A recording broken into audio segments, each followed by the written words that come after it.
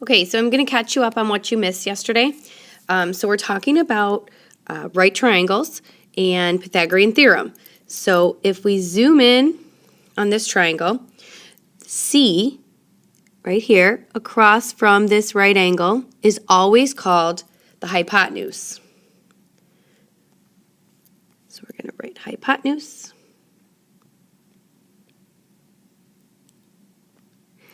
And A and B are called the legs. They're the other sides. Hypotenuse is always the longest side, this one here. Always the biggest number. Okay? So when we look for three sides, we need to make sure that we have a right angle. Otherwise, we can't use this formula. So only with a right triangle. So the formula we're using is a squared plus b squared equals c squared. Okay? So the first part asks us to tell whether or not these three numbers would fit for the sides of a right triangle. So we're going to plug them in. 8 is going to go in for A, so 8 squared plus 15 is going to go in for B. 15 squared equals, and the biggest number, 17, has to go in for C. 8 squared is 64. 15 squared is 225. And 17 squared is 289. So now, when I add these two together on the left, if they equal 289, which they do, so the left-hand side equals the right-hand side, this means yes, those three numbers make a right triangle. Okay? So when I take a look at the second question, 5, 9, and 12. So I do 5 squared plus 9 squared. Does it equal 12 squared? Well, 5 squared is 25, 9 squared is 81, and 12 squared is 144. So when I add 25 and 81 together, I get 106. That doesn't equal 144. So this means no, these three numbers do not make a right triangle. Okay, keep going. So we got 7 squared plus 24 squared. Does it equal 25 squared?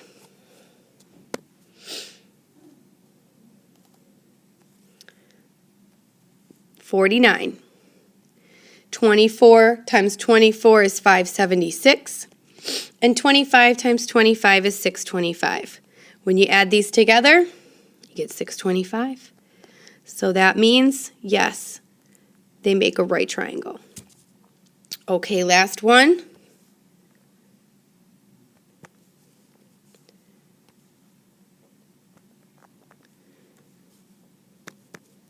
$10 squared plus 14 squared. Does it equal 18 squared? So 100 plus 196, does it equal 324? So this is 296 when I add those together. So that's unbalanced. So that means no, these three do not make a right triangle. Okay, so that's just proving whether or not we have a right triangle. The second part is asking us to now find the missing side of our right triangle. So the first thing we're going to do is we're going to color in our right angle right here. And we're going to draw an arrow across from the right angle. So this is what I see. We're missing something, and that is letter C. Whatever's across from the right angle has to be letter C, the hypotenuse.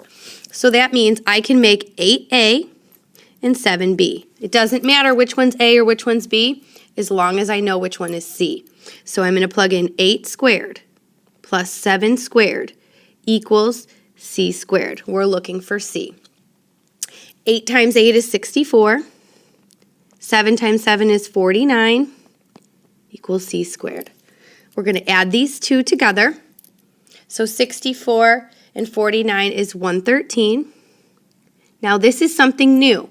You actually have to take the square root. So in your calculator, you're going to push the second key, and then on the left, you're going to find the x squared key, and you're going to push that one, and you're going to see this symbol pop up on your calculator. So you're going to type that in and hit enter, and you should get 10.6. Now, if you don't get this, you need to stop the video here, call me over, and I will show you how to do this in the calculator. Okay, number 6, we color in the right angle. Draw an arrow across. Again, we're missing that number across from the right angle. We're missing C. So this time I'm going to make 18A and 15B. So 18 squared plus 15 squared equals C squared. 18 squared is 324. 15 squared, 15 times 15 is 225. When I put these together, I get 549 equals C squared. Again, if you don't know where this square root button is, come call me over and I will help you. It's right here, second x squared, okay? When you do that in your calculator, you should get 23.4. Now, I know that my two answers are correct because 23 is bigger than both of these two numbers. C is supposed to be the largest. And I know that 10.6 is bigger than these two numbers, and it's supposed to be the largest. Moving on to the next one. I'm going to color in my right angle.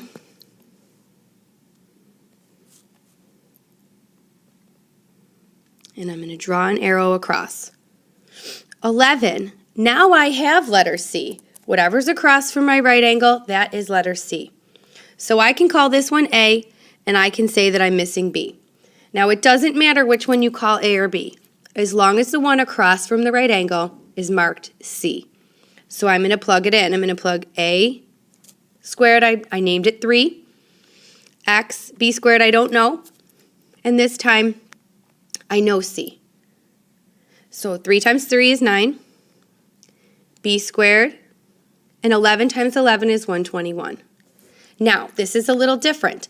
I have the numbers on different sides, so I can't just put them together anymore. I have to subtract and move it over to the other side. So B squared is going to equal 112. And once again, I square root it. B equals 10.6. And I can tell that this is right because it's smaller than my hypotenuse. Okay, one more. Color it in. Across from the right angle. Again, I have C. Let's call this A, and let's call this B. So this time, I'm missing A. So I'm going to leave it A squared. B squared is 24. And C squared is 30. Remember, my biggest number goes in for C. Okay, 24 squared. 24 times 24 is 576. 30 squared is 900. I got to move this 576 over. I got to put them on the same side. So I'm going to get A squared equals 324 when I subtract.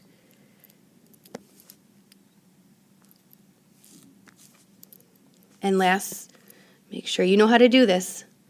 A equals, so second x squared, and I get 18. I know that this is right because 18 is less than my hypotenuse of 30. Okay? All right, you should have your notes filled in. When you're finished with this, let me know, and I have something else for you to do.